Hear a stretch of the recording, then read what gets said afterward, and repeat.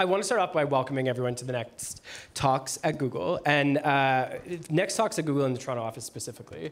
And today we're really excited because we have the creative team behind the new opera Hadrian, which is debuting this Saturday. It was commissioned by the Canadian Opera Committee, and it will be across the street at the Four Seasons of the Performing Arts Opera House, which is very exciting. So with me here today on the panel, I've got Rufus, I've got Daniel, Peter, Corey, and Isaiah. So could you guys please give them a round of applause?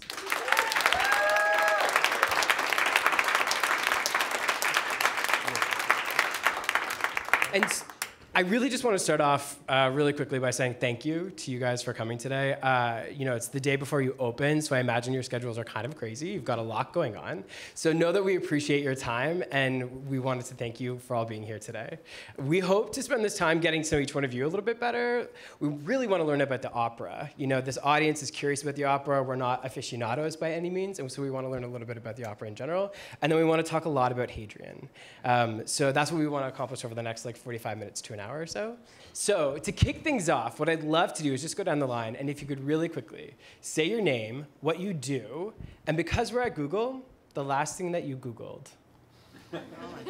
It's really revealing. Yeah. Who wants to go first? Isaiah, I'm looking at you. My name is Isaiah Bell. I am a tenor. I play the role of Antinous in Hadrian, and the last thing I Googled was Grey Gardens, but the restaurant. Well done. Corey. I'm Corey Ellison. I'm the dramaturg on this show. Nobody knows what that is, but I suppose we'll talk a little bit about that later. And the last thing I actually Googled was Google to find out how to get here. Did we show up?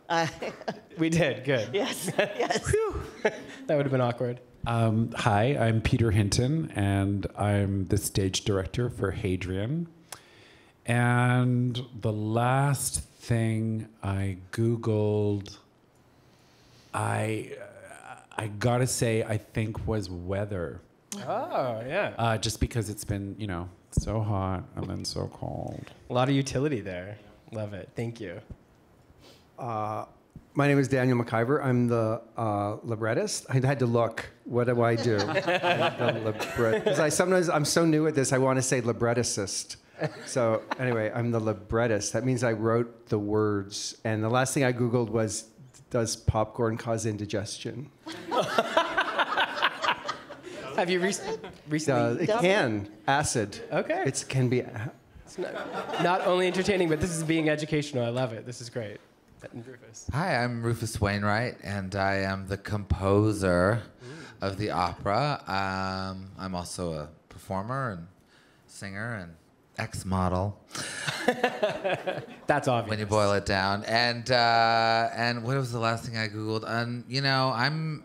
I hate to say it, but I've been Googling the stock market just because it's looking like it's going to get fun again. Because of the midterms. It's a long story. Anyways, okay. Is there anything specifically you're watching on the stock market? I'm just waiting for it all to crash. So Okay. the Democrats get into they win back the House and the Senate. Okay.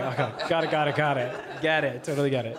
So part of today, too, I want to get to know you guys a little bit more personally. So Rufus, you've had an incredible career. I've read everything on your Wikipedia.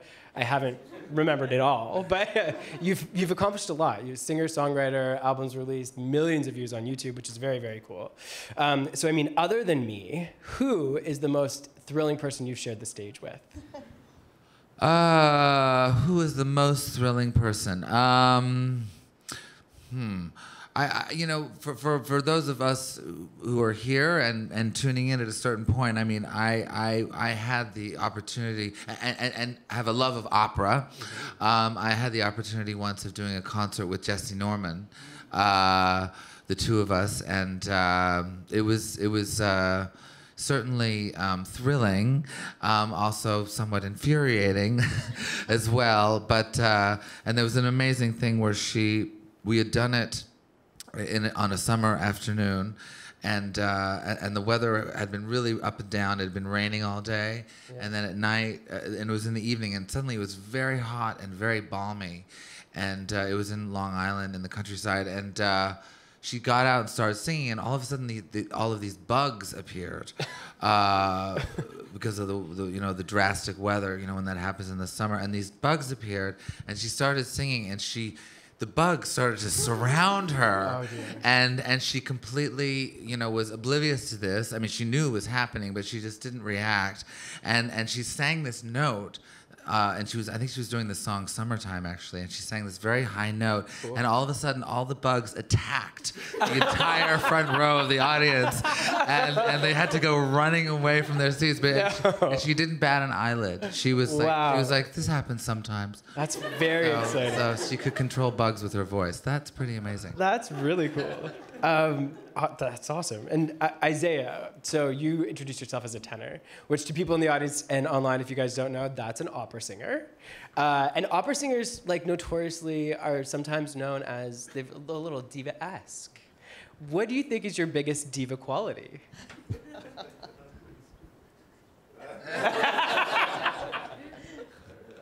I think that the most diva-esque thing about me is that I have enough self-possession to hide all my typical diva qualities. Oh, great answer. I love that.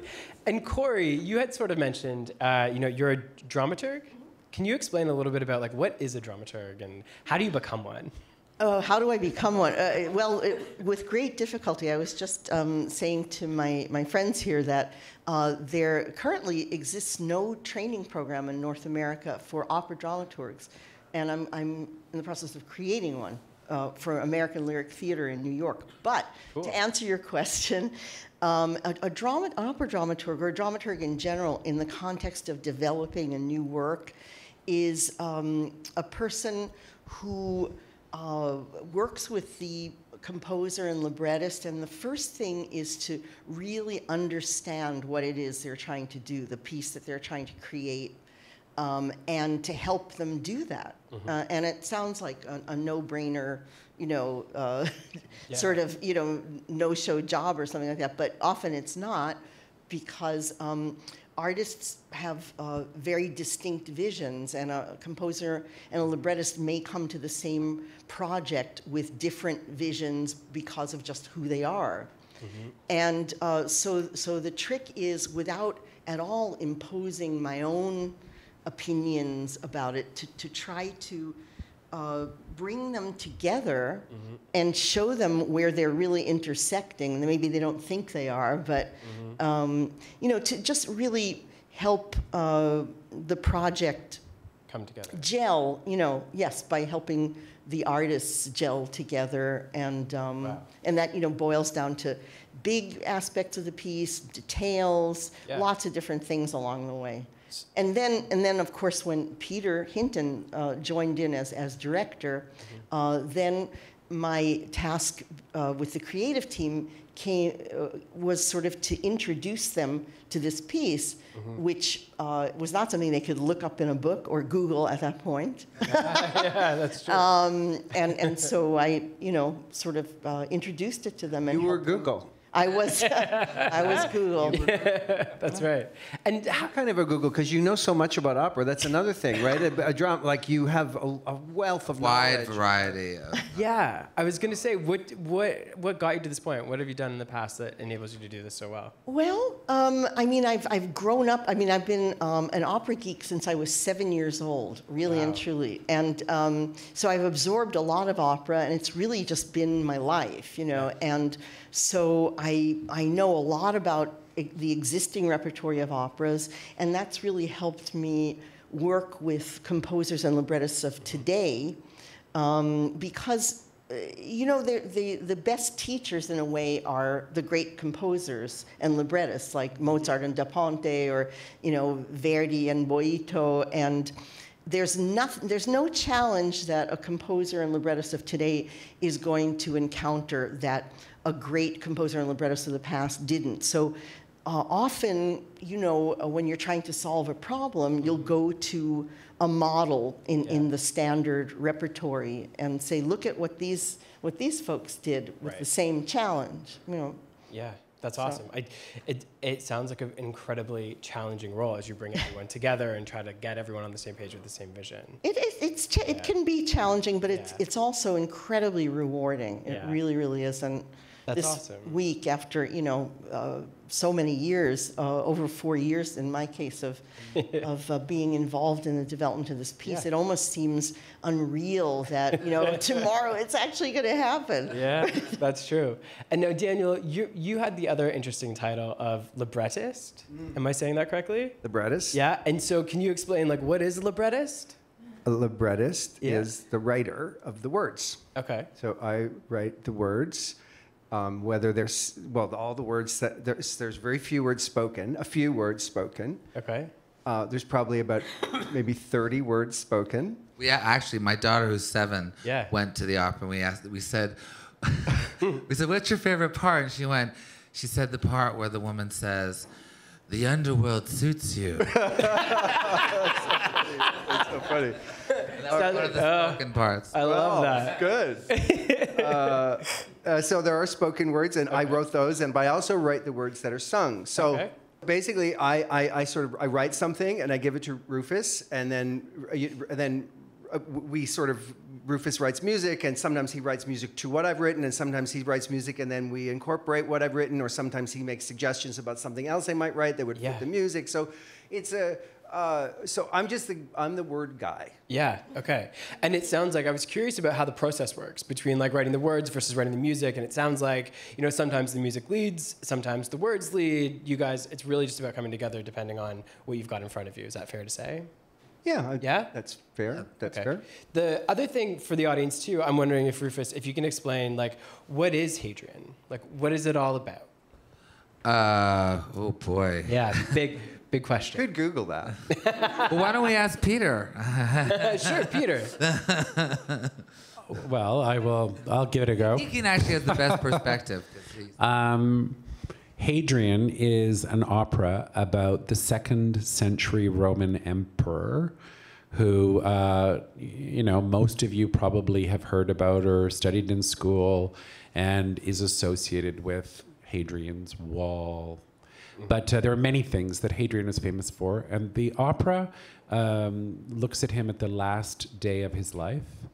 And one of the things that occurred during his reign was he had a young male lover named Antinous, who in October, at this very time of year, in 130 AD, he died. And there was a lot of mystery around his death, whether it was a murder, an accident, or a sacrifice. And it radically shaped Hadrian's latter part of his reign.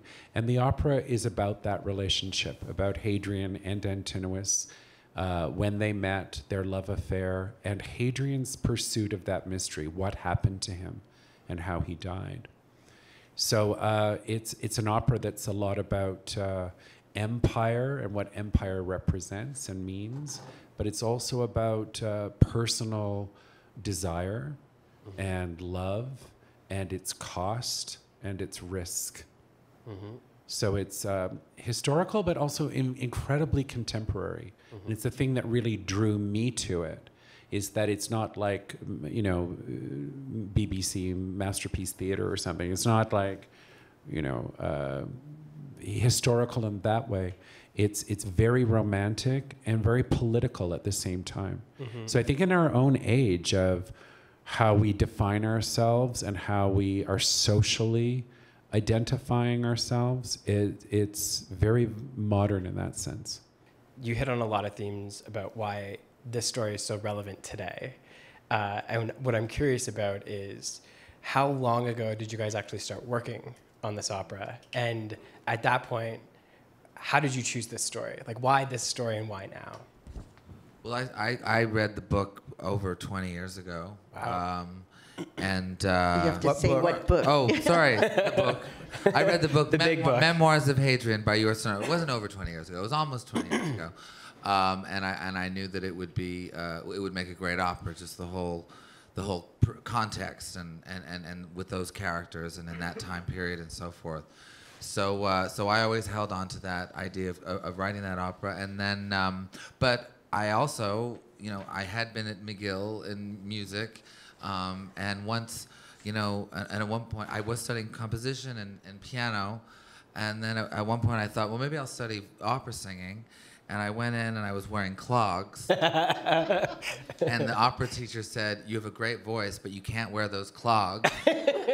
At which point I dropped out of music school. Thanks to that comment. And either the clogs go or I do.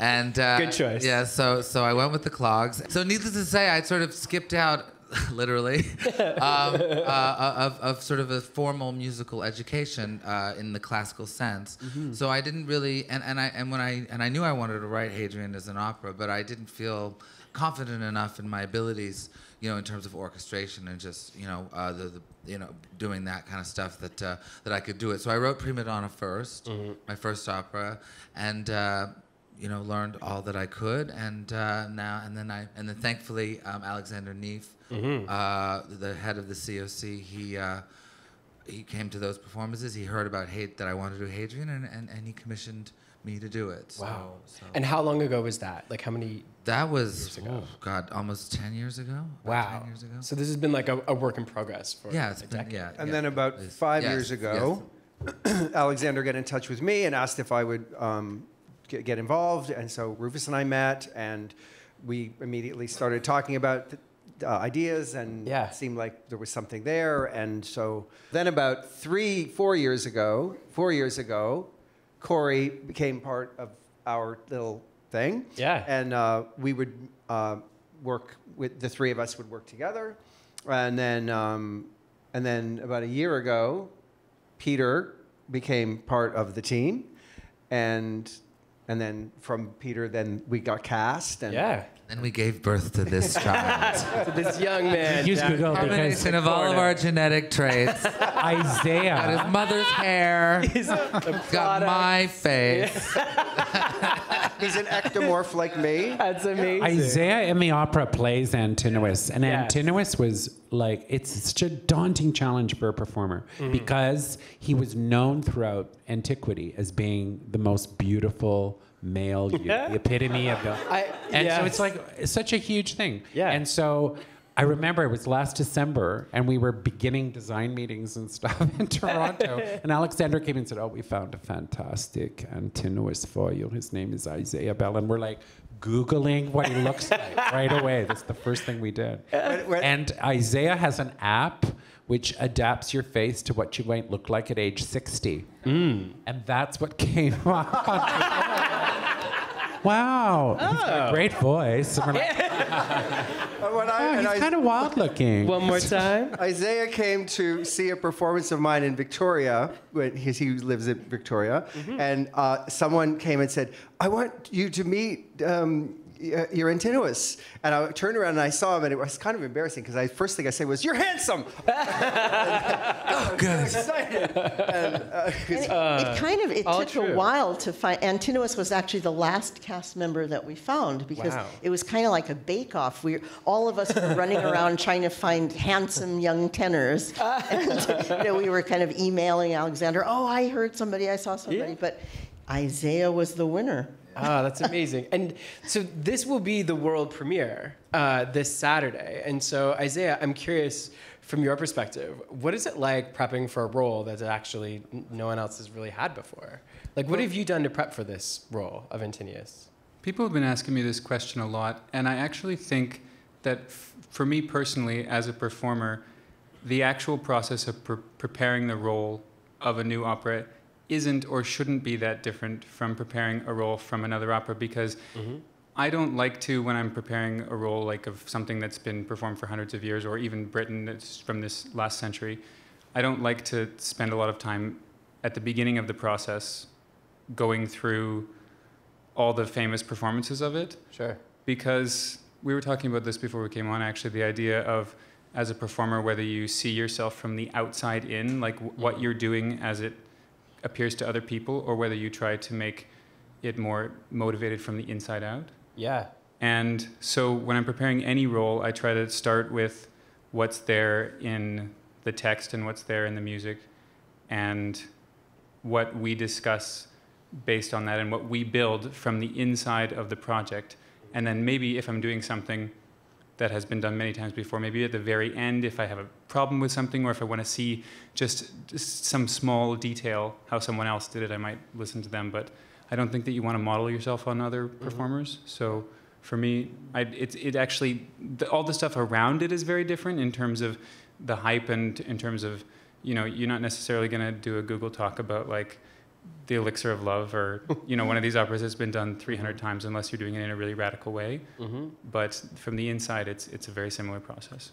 I actually have an interesting question, and about that, which I think it's okay to talk about, though. I mean, I think for you, for a young singer, it's probably a wise role to take. But I do feel like for someone like Thomas Hampson, who plays Hadrian, and he's one of the great opera stars of the world, for him it's actually really interesting for him to do new roles, because he's done all the other ones so many times, and he's sort of, and the voice changes, shall we say, as you get older, and they'll always be compared to like past performances of how many Alfredos or how many Toscas, but then to come and do a new role is a great kind of, I think for an older singer and a very established singer, it's a really good move in terms of just keeping your career going. Is that true, or is that? Yeah, I would say definitely, absolutely. Yeah. But I think for singers all across the board to have the feeling that you participated in the creation of this piece, because there is something. I mean, when this piece gets done again, and I have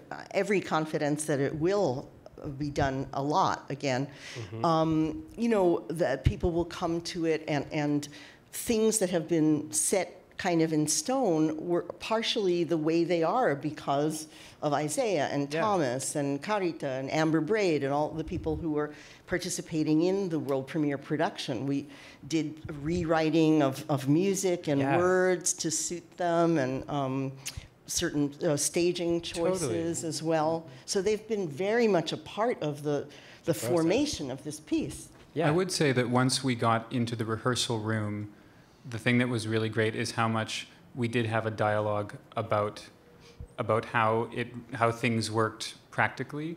And that's something that's very exciting, and that you don't do if you're singing an opera that's been established by someone else. And I also like that no one is coming to the show and thinking, well, John Vickers, is my favorite performer of this.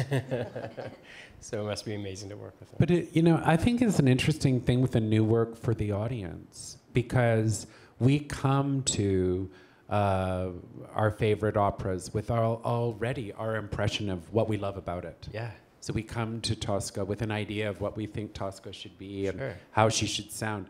And what's great is to sit there last night in the theater at a sort of open dress rehearsal and going, everyone is hearing this for the first time. Yeah. And never mind, they don't know how it's going to end. They don't know what's going to happen next. And they don't know what the music. They're hearing this aria for the very first time. It's so it's thrilling. An amazing feeling. Really Because, in a way, opera can be like the Rocky Horror Picture Show, that, you come to it knowing what's going to happen. And you have your little props with you and all you're ready. that. And this is one reason why, even with standard repertory, I'm a firm believer that synopses shouldn't have spoilers, because maybe there is somebody in the audience who hasn't seen Bohème before. Do they have to know that Mimi dies at the end? Sorry if you didn't know that. But you know what I mean? And for them to know enough about the piece to know that they're interested to come see it, the story engages them, and then come and have an experience just like you would if you're going to a new film or a new play. You don't come, Yeah.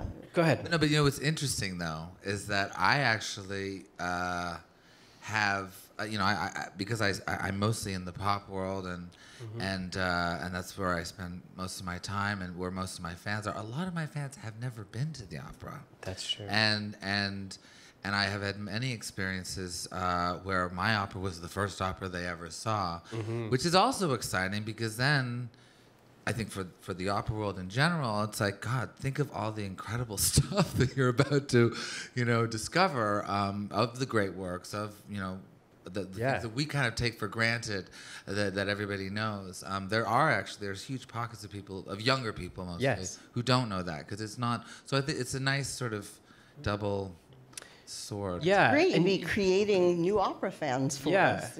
And this is actually your second opera. This is my second. Yeah, so curious, like second time around, like what are the lessons learned? What are you doing the same? What's different?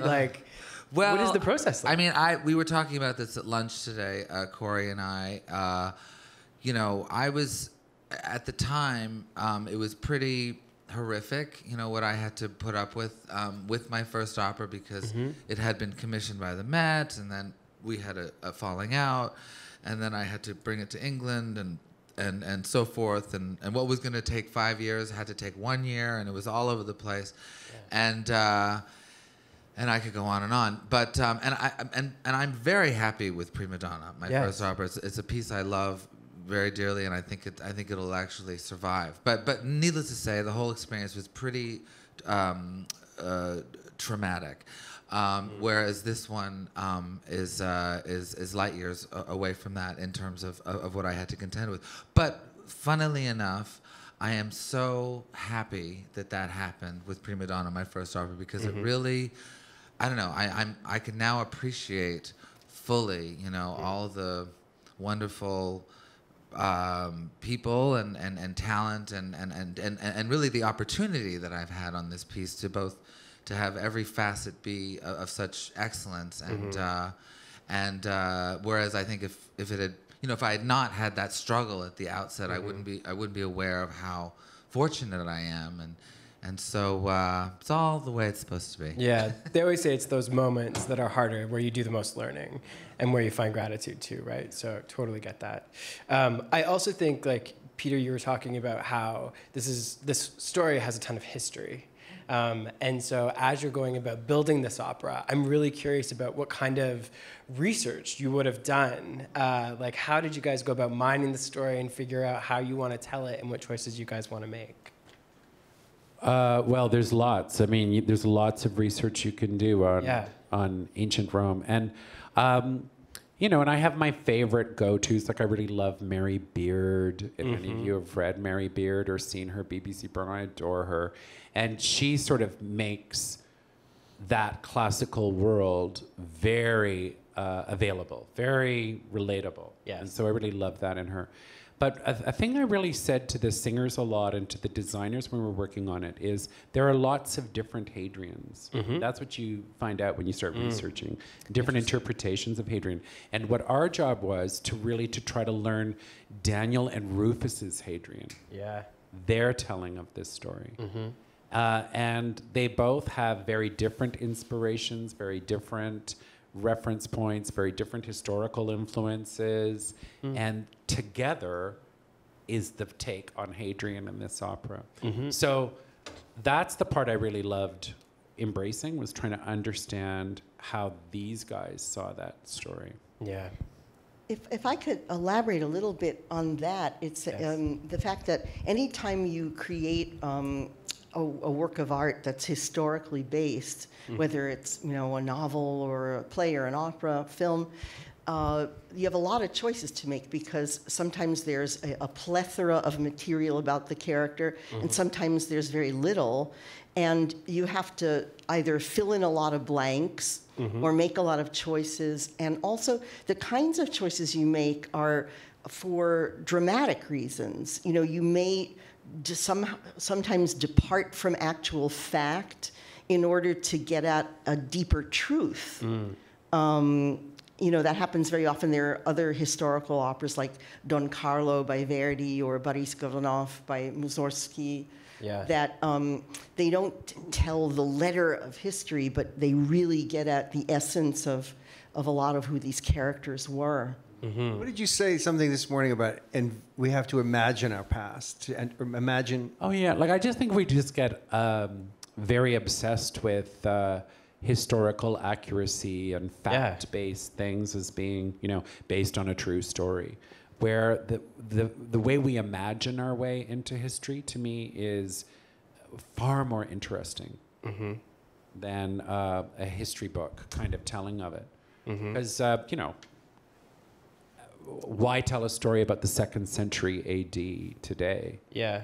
And how does it speak to our own times? It's a way to reflect upon our own times by considering it in a Roman Empire way. And that doesn't mean you have to put senators in business suits and give people iPads and a production to say it's relevant, you know? Yeah.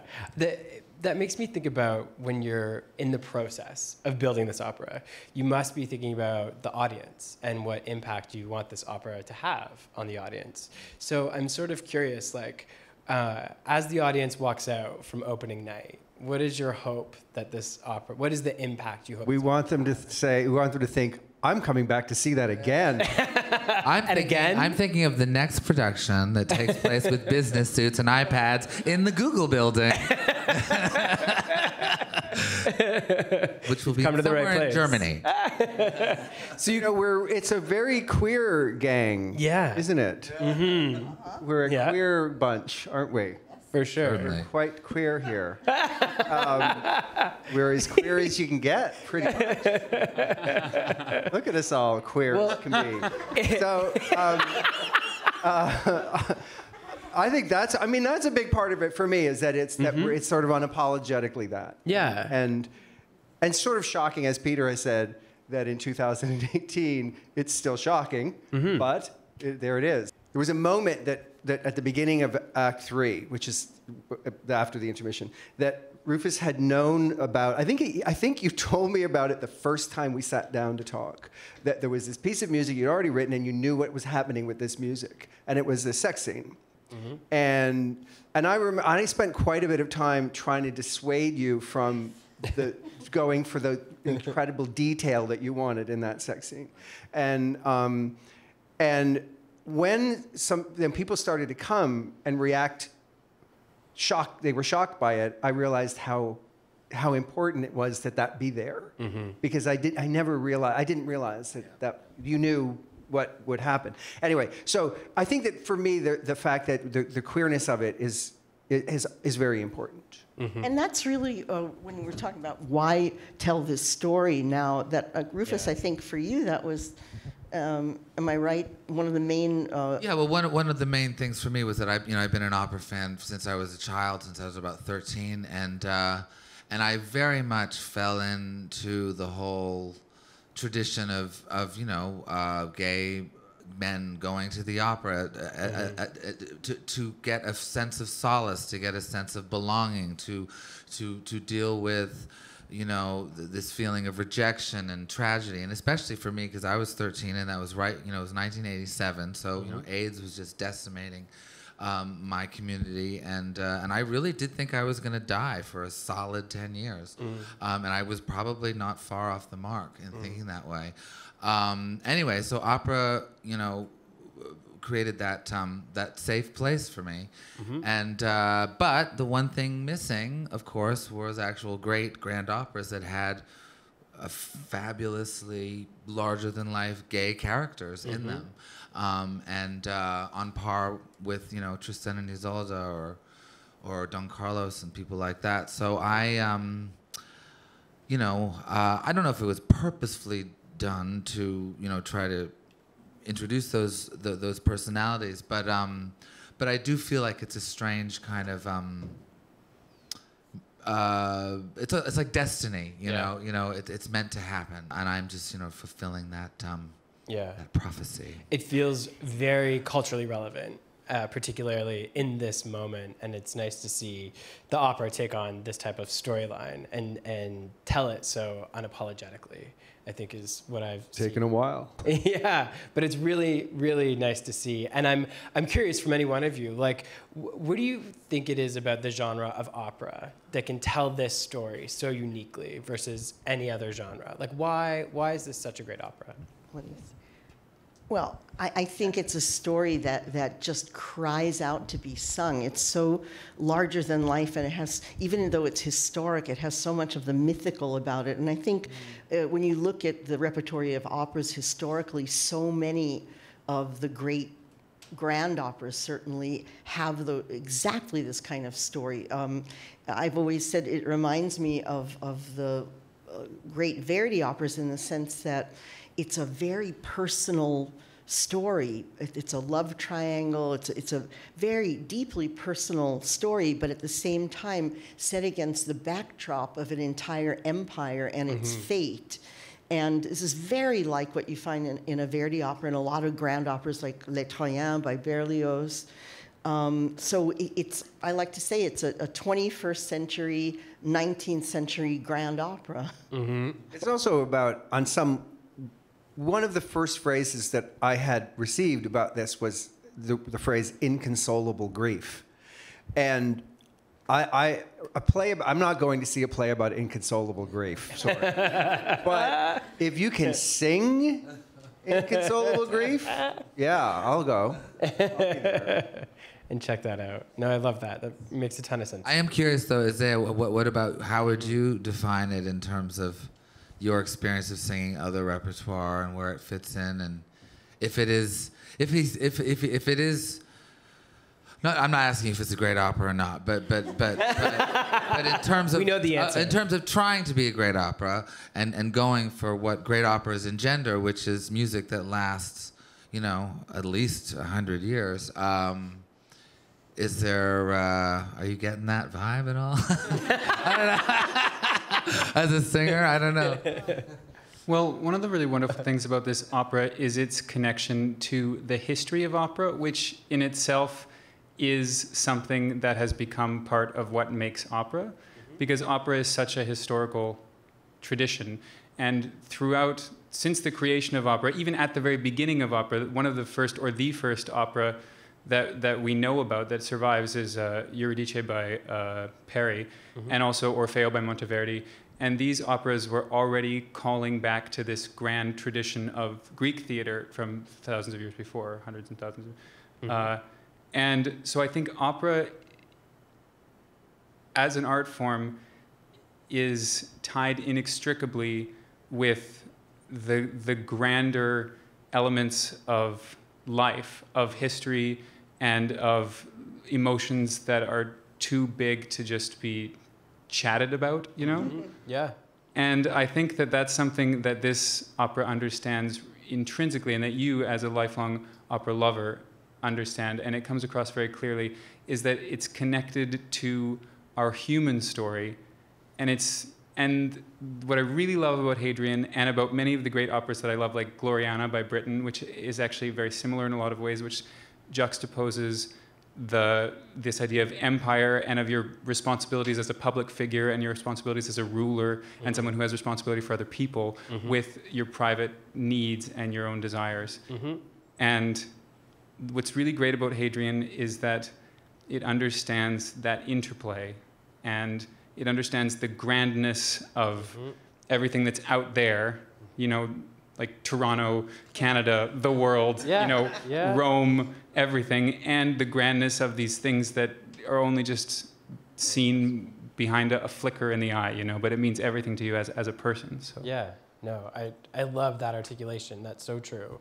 When you have these grand responsibilities that are very public a lot of the time, but you have these personal grand responsibilities too. The story does a really great job of demonstrating both of those and the tension in it. The interesting thing about this is seeing in Hadrian's story how all these things that to everyone else, almost everyone else in the opera, are everything. They can't understand why Hadrian is swept away by this thing that seems in the scope of history so inconsequential. And history hasn't had much to say about Antinous in terms of who he was as a person. Hadrian made him into something grand. Hadrian made him into a god. Hadrian made him into someone to be worshipped. But in terms of what it was actually like to be that person, or what their relationship was like, we don't know much about. Now we do. But now we do. Now we do. But I think that it's interesting that there's so much grandness, and everyone sees the story of Rome and how we must preserve the story of Rome in this opera, and that's really what most people's objective is. And then there's this very intimate thing that if you saw it from the outside, you wouldn't necessarily understand what's important, but to a person, to two people, it's the only thing. Yeah, totally. Isaiah, I want to ask you too, you talk about being an artist in this role, and you're very much as an opera singer, you're a huge artist. I think you're also an athlete as well. And I'm super curious, like, what is it like to train for an opera that's going to go live? Like, what does the day in the life look like for you right now? I have no idea. Well, The diary online, if you really want to know. I do have a diary that the COC has asked me to write about the process of this. Fabulous. But that training that's spoken of in that is mostly emotional. Okay. First of all, I will correct any misapprehensions that I am an athlete. I am not an athlete. I mean, opera, we always say, and my first voice teacher corrected the idea right off the bat that it is an athletic art form in terms of how you use your body. You're engaging with it like an athlete, and we do approach it athletically, but you're not necessarily going to see the results of that outwardly. Sure. But the training for something like this, for me, I don't know if this is the same for all opera singers. I know that just talking informally with many of my colleagues, this is true.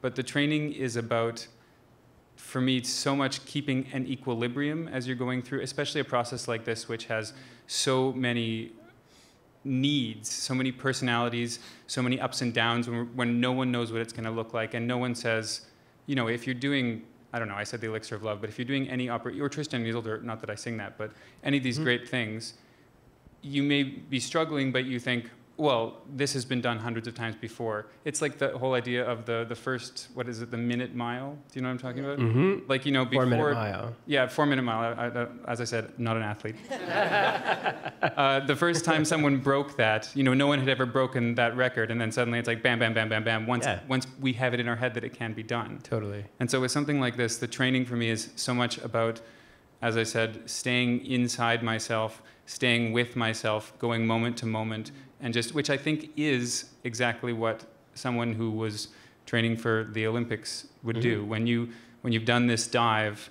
4 million times, but this is the one time that matters. Yeah. The only way that you can do that is just by keeping in contact with you and what you do, and not getting swept away by all this other stuff that happens outside. I will say, though, that it's amazing in this process how that's the way you do it. How Thomas Hampson does it is completely different. Absolutely. Carissima, like they're all, opera singers are real planets. And I mean, I think there's certain rules that they have to follow in order not to spin out of the universe. But in essence, every single singer, like every single voice, is so unique. And that's one of the great things about opera, is that you really, I mean, it's great and horrible things. As I look at Peter with that face. And, but you just have this clash of different methods, very different methods that have to, you know, work together. Well, I will say, you sort of jokingly referred to this idea of the diva, and I've actually been thinking about this. We have this idea of divas as being these people who just run roughshod over everyone else's desires. And just being on stage with Carita and with Thomas, who are both these, you know, world-famous, celebrated opera singers, I've seen the good side of this idea of the diva, which, I mean, a diva means goddess, like that's what it means. And it's someone who, the idea of it being a planet, someone that has their own gravitational pull, is incredible, because when you're out there on your own, being sort of the figurehead at the front of this ship, that is driven by so many people and that has so many needs of its own, you need a sense of gravity in yourself. And I think that the thing that's great about it is that everyone does do it differently, but everyone has to do it their own way, and they can't do it anyone else's way. And I think that's the idea of the diva, and why people love opera is because you see someone who has to do it their own way. Yeah, I love that. I'm curious, Rufus. You are a performer. You're on stage, and in this case, you are the composer. And I'm curious, like, what does it feel like? How is the feeling different being a composer versus a performer, and vice versa? Oh boy, I mean, being a performer is my day job, so I'm much more used to it.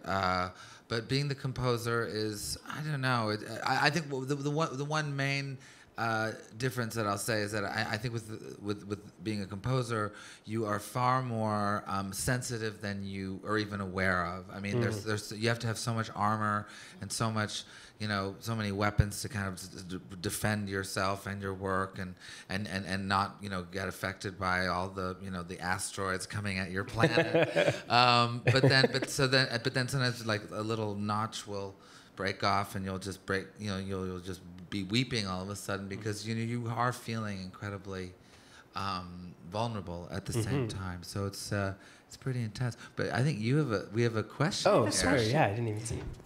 In terms of your process, there's always this words or music, which came first, and how did you collaborate? Did you play some music, and then did you decide what was going to be sung in that?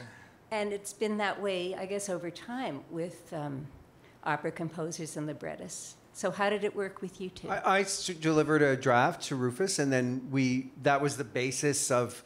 Alexander pointed out recently that the draft that we have now is exactly the same number of pages as the first draft. It's just that everything in it is different. But we did have a structure that we adhered to that structure that I presented as this idea of the story. And then sometimes he would write to the words, and sometimes he would write music and I would adapt to words, and sometimes we would just hammer it out together. We worked a lot in when Corey came in, then we started working at this Opera America, which is a place on 7th in New York. And we would sit in the office and in the boardroom there and kind of hammer it out. And it's kind of a lot like sex. In the sense that you try a whole bunch of things and you really know when something works. But you kind of stick with that for a while. Then that gets a little old and you got to try something else. And, so it's very, I mean, in a way. And then you fall in love. Yeah. That's amazing. Isn't that what sort of what happens with sex? I don't know. Or you could be in love first. Yeah. Oh, yeah. Oh, well, It was not love first. We're gay. It's not, it doesn't go that way here. Thank you for your question. Do we have a question over here, too? Yeah, hi. So like Bob said earlier, we're across the street from the Four Seasons Center, so opera is very close. But it's not something that I go to all the time, and I'm like really enjoying or looking forward to enjoying it next week when I have tickets. What is your thought around like opera in Canada? How many people currently are in that world? Do you have any ideas? Like, is this part of a push to kind of like push into broader audiences or anything like that? And just sort of comment on opera in Canada in general and what that world looks like. I don't know much about opera, period, or opera in Canada, but I do know something about opera, and I wonder what this is. Maybe I noticed that people are really we have some excellent actors and I think that's something that's new-ish.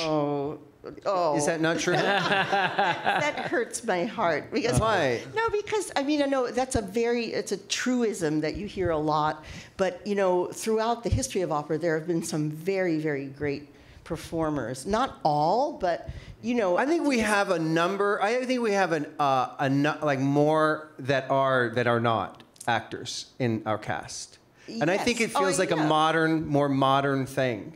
Well, there's an attention to that in a way that there wasn't an attention to it before. Well, depends what you mean by before and where, and I mean that's a very sweeping generalization to make. My feeling, as someone who doesn't know much about opera, as I said, is that I've seen the operas that I've seen. My experience has been that acting was not really. That didn't seem to be that important. Oh, I'm sorry that you happened to see those particular performances. Yeah, so that was, and I think there's a lot of it. I think there is a lot of that. Well, I think you've been really lucky. I've seen a lot of stuff over the. But you've seen a lot of really good stuff. Yes, and bad stuff too. Yeah, I think the one thing we all agree on is like Hadrian in particular feels really different, and it feels. I got to check out a little bit of it on Tuesday night when you guys were rehearsing, and it feels very different, and it feels like it resonates with me, and it feels like it resonates with like the audience that I know that's here at Google, and I think I'm really excited to see what it does in the industry of Toronto and Canada and opera in this area. Well, I mean, just to sort of try and mend this gap over here a little bit. Yeah, please. I would say though that opera in Canada actually has a very distinguished history. Some of the greatest opera singers that ever lived were Canadian. Back to Albany, right? Emma Albany. Albany. Who's, Edward Johnson, who ran the Met. And arguably from Toronto proper, one of the greatest singing actresses is Teresa Stratas, who I grew up with watching production, watching her do Traviata and stuff like that, and Dialogue of the Carmelites. So, and then when you go to Jan Vickers and Maureen Forster and people like that, I do feel that in Canada there has been a kind of, how can I say, more of attention paid to the whole holistic being of being an artist, and it has translated well in opera here, particularly. I mean, I don't think you had, because you don't have like somewhere like the Met or somewhere like La Scala where they just kind of like shoot them out, and it's more of a machine. Here, I think opera is and has been for many years really prized because we're aware of how special it is, because it's not taken for granted as much. So that's holistic. Yeah. That's the word. More that's holistic. What you're looking for. Last audience question.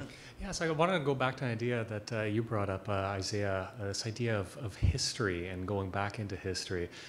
We're here in a new city, in a new country, with an opera company that is quite new in the big scheme of things. Rufus, you work in primarily in a relatively new art form. But here with opera, you're taking an art form that has centuries of history. That has changed, of course, over time from a more popular art form to something that's somewhat more rarefied air these days. And you're looking at a story set in Roman times, which goes back millennia now. Can you talk a little bit about if you feel any burden of taking on this mantle of history in both the art form and the story that you're telling? Yeah. I mean, there's one. It's funny that there hasn't been much talk about it, and perhaps my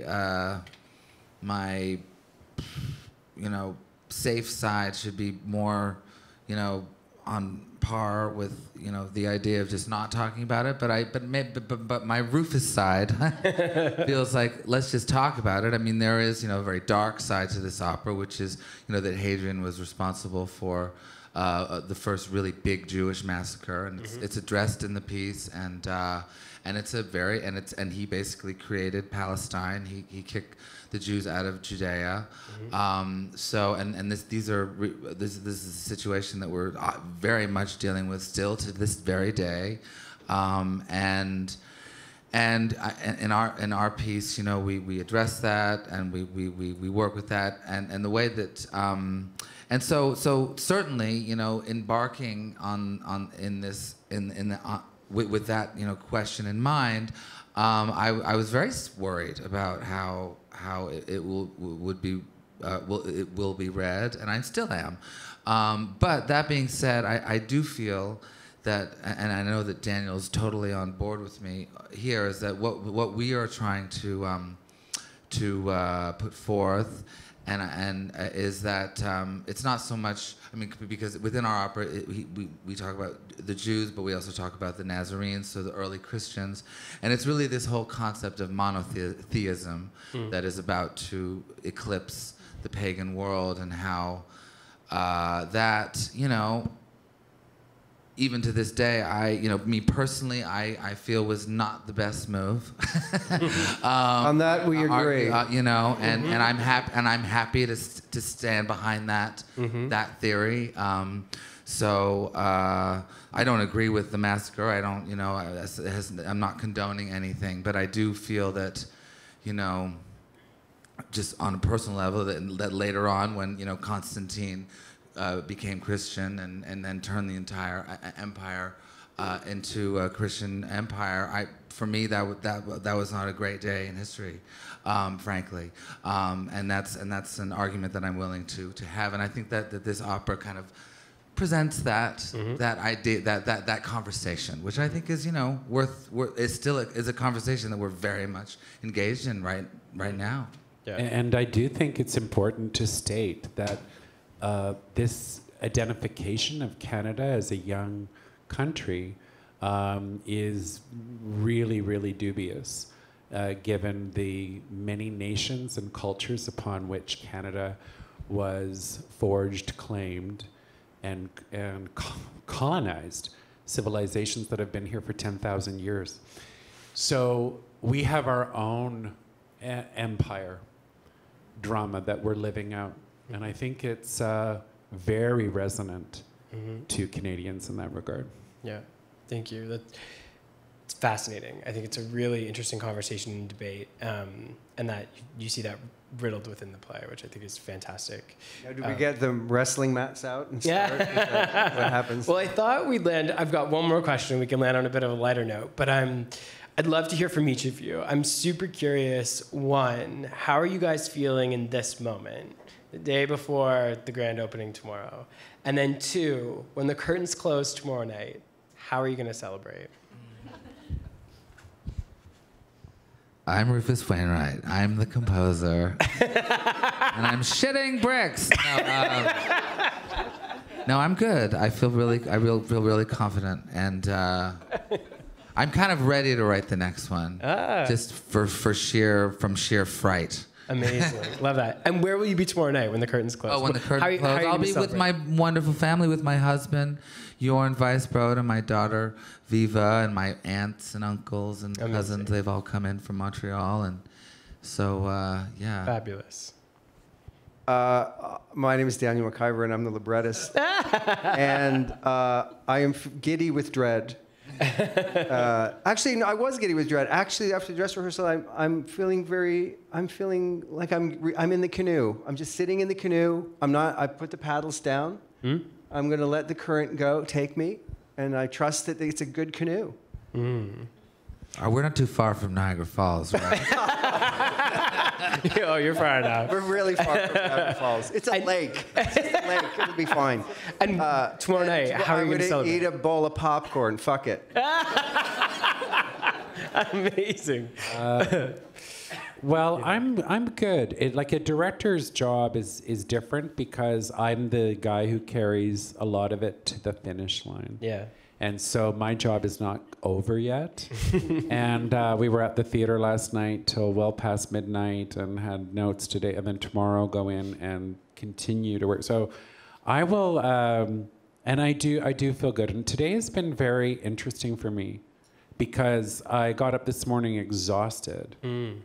And to come to events to talk about what we're doing has been healing for me. It's been really good for my spirit to be with my creators and to talk about what we've been doing because it's so busy there. Yeah. Like, I had this moment last night after the dress where when it came down and the curtain call was finished, I saw Corey and Rufus embrace. And I went, oh, that's so nice. And because it was the first time I'd seen them after running something that they didn't have 10 million notes that they were writing towards me. That you could actually go, yeah, we did something. You know, that was so gratifying. Totally. So that's what I hope to be doing tomorrow night when it's over. Is amazing. Be in a perfect. In an embrace. In an embrace. In an embrace. I love that. Corey. Well, I'm Corey, the dramaturg, and you know, the last couple of weeks have been sort of a roller coaster. I mean, there have been moments where all you can see is, you know, how much there still remains to do, and then there are moments where you just sit back and feel like, wow, this is the effect that this is creating is tremendous. And I do, at this point, especially after last night's final dress rehearsal, I feel tremendous confidence in the fact that the audience is going to be really deeply moved, because that's certainly what we experienced last night. It was a beautiful feeling to feel you just feel the vibe in the place. And so afterwards, I expect to feel relieved, to feel celebratory, maybe give Rufus another big hug. That sounds amazing. And Isaiah? Well, every step of this, from when I first cracked the score to when we had the first rehearsal and people are first hearing it that aren't just me and my coaches, to, the first staging rehearsal, to the first rehearsal with orchestra, and then, of course, last night, which was the first time that a wider audience saw it.